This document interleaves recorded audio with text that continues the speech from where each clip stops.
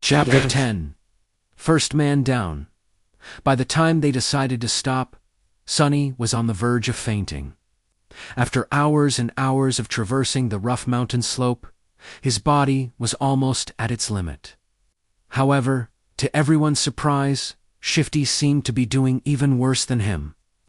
The roguish slave's eyes were muddy and unfocused, aimlessly wandering around. His breath was ragged and shallow, as though something was exerting pressure on his lungs. He looked feverish and unwell.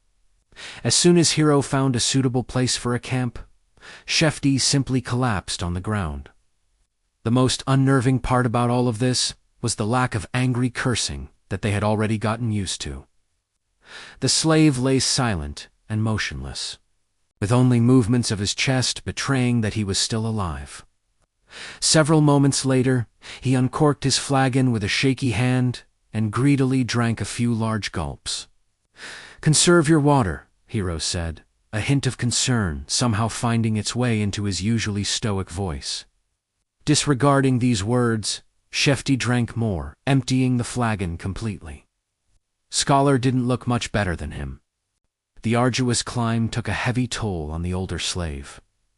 Despite the unbearable cold, he was sweaty, with bloodshot eyes and a grim expression on his face.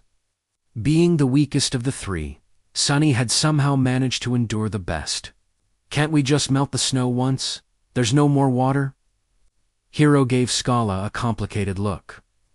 "There might come a time when we won't be able to make a fire, as to not attract unwanted attention." No one commented, knowing perfectly well whose attention they had to avoid.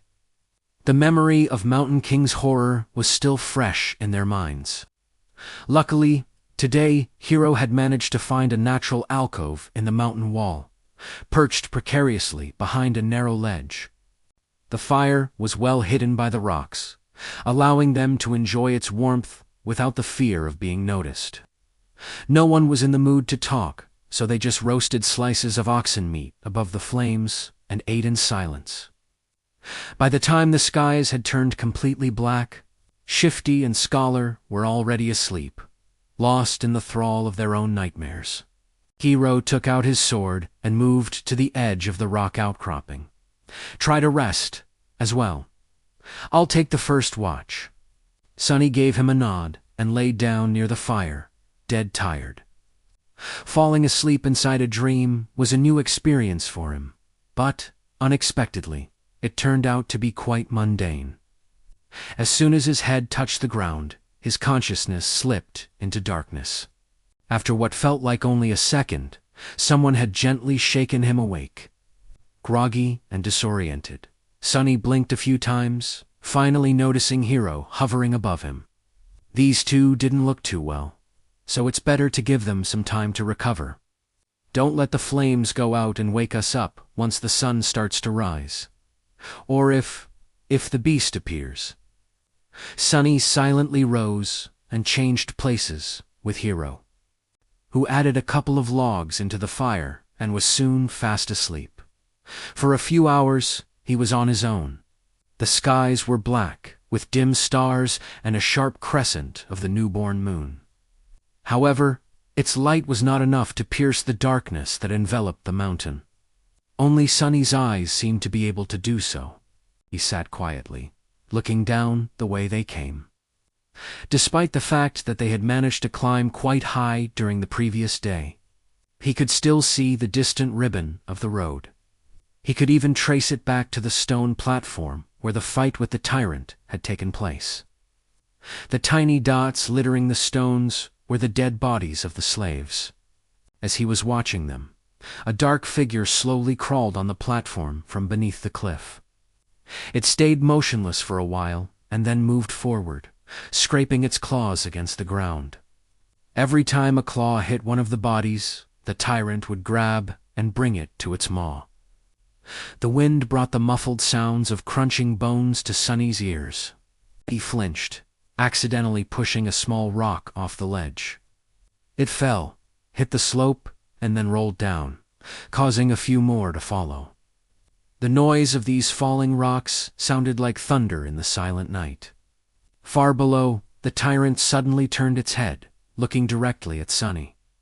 Sonny froze, petrified. He was scared to make even the tiniest sound. For a while, he even forgot to breathe. The tyrant was staring directly at him, not doing anything.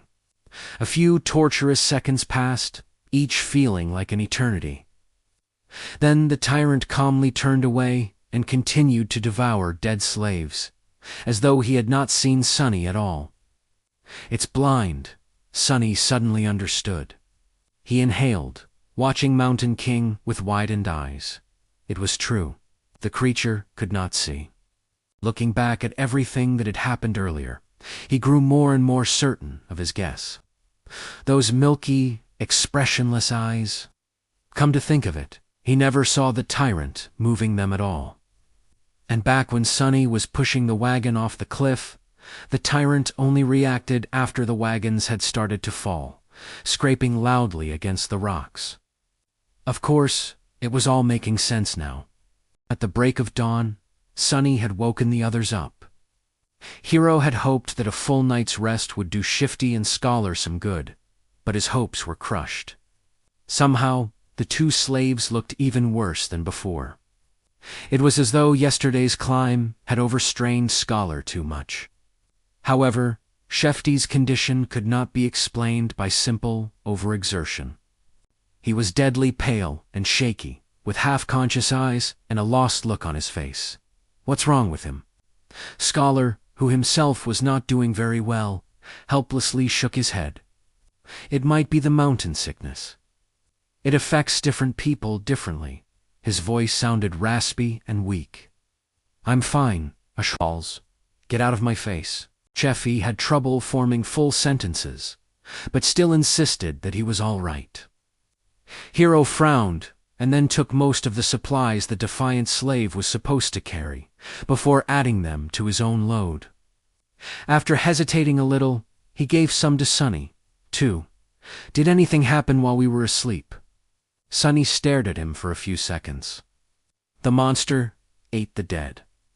The young soldier's frown deepened. "How do you know?" "I heard it." Hero moved to the edge and looked down, trying to make out the distant stone platform. After a minute or so, he clenched his jaw, showing signs of uncertainty for the first time. "Then we'll have to move faster. If the creature is finished with all the bodies, it will come for us next. We need to find that old path before nightfall." Frightened and dejected, they set out again and continued to climb. Sonny was slowly dying under the weight of the added load. Thankfully, Shefty and Scholar had already drunk most of the water, lightening it a little. "This is hell," he thought. They climbed higher and higher and higher. The sun was climbing with them, slowly approaching the zenith. There was no talking, no laughs, only strained breathing. Each of the four survivors was concentrated on his own steps and footing. However, Shifty was falling farther and farther behind. His strength was abandoning him. And then, at some point, Sonny heard a desperate scream. Turning around, he only had time to see a panic-stricken face. Then Shifty fell backward, his foot slipping on an ice-covered rock. He hit the ground hard and rolled down, still trying to grab onto something, but it was too late. Frozen in place and powerless, they could only watch as his body tumbled down the slope, leaving bloody marks on the rocks.